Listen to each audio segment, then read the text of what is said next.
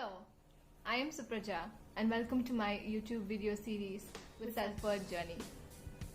Have you ever wondered if compliments that we give to our children can actually work the other way around? Have you ever thought about what are the good and what are the unhealthy compliments that we end up giving to our children? Yes, I think it's very important that we spend some time thinking about the kind of compliments that we give to our children. In this episode and the coming episodes, we will be talking about what children want to hear and what children need to hear from parents and teachers. You are smart, you are intelligent, look at your scores, you don't have to even work hard, you are born intelligent. These are the compliments and appreciations that we give to our children most often. But what's wrong with these compliments? When we say that you are smart, we are appreciating and complimenting their ability instead of their efforts put into getting that high score.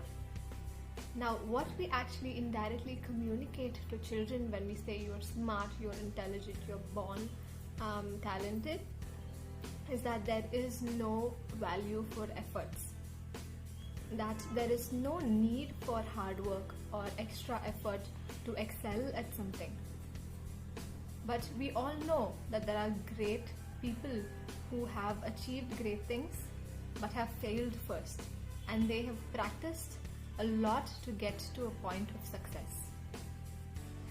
When we take a sports for an example, when we play basketball and we are learning basketball, we do appreciate and value the practice time that we put. We are out there practicing early in the morning. We don't say you're born a basketball player. Everyone practices everything every day. Now, why don't we do that with academics? When we say you're smart, we actually mean that smart people don't have to work hard, they don't have to put efforts. Only the ones who are weak are supposed to put efforts, which I believe is not true. Everyone needs to work hard at what they do to excel. When a child hears from an adult that you are smart or you're intelligent, the child automatically feels happy. Definitely, we all would love to hear compliments like that. And the child ends up wanting to maintain that appreciation that she or he received from an adult. I need to be smart. I need to be smart all the time, and I need to maintain that to keep receiving that appreciation.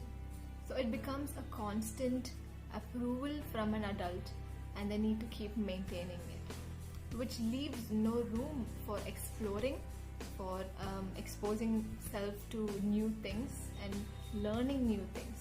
Ultimately, the goal of the child becomes to please, to maintain the self-image that he or she created and remain that smart kid, and there is no chance to fail. Everything he or she does needs to give him the same compliment again. And failure is not handled well and healthy. We all know failure is a part of the process, and it's part of growing. When they fail, it is as though their self-image has come drastically down. We all know that failure is a part of the process. It is what gives us new insights.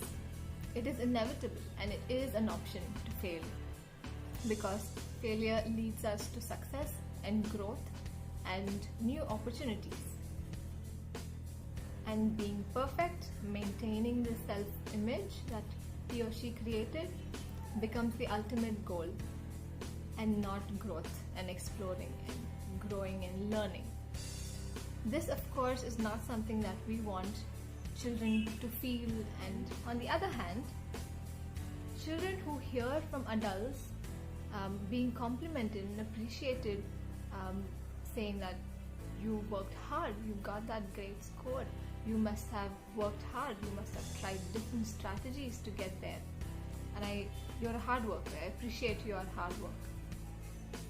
It communicates to them that their efforts and hard work is valued by the adults around them, and this hard work is gonna help them grow and learn new things, and that helps them and motivates them to try harder, to push themselves every time, to work harder and harder, which helps them grow, experience different things, fail sometimes, yet grow, come back, be resilient, and ultimately reaching a point of success becomes their goal. They learn that anything can be learned. Anything can be learned with constant effort and hard work. They just need to make that extra time, extra effort to understand the concept or get that skill and grow in it. They also understand what resilience is through their failures. They will understand that failure is part of life, it's part of the process of learning and growing and discovering new things. So failure is welcomed, failure is handled in a healthy way, and they learn to be resilient, to bounce back and try different strategies and use the failure to grow.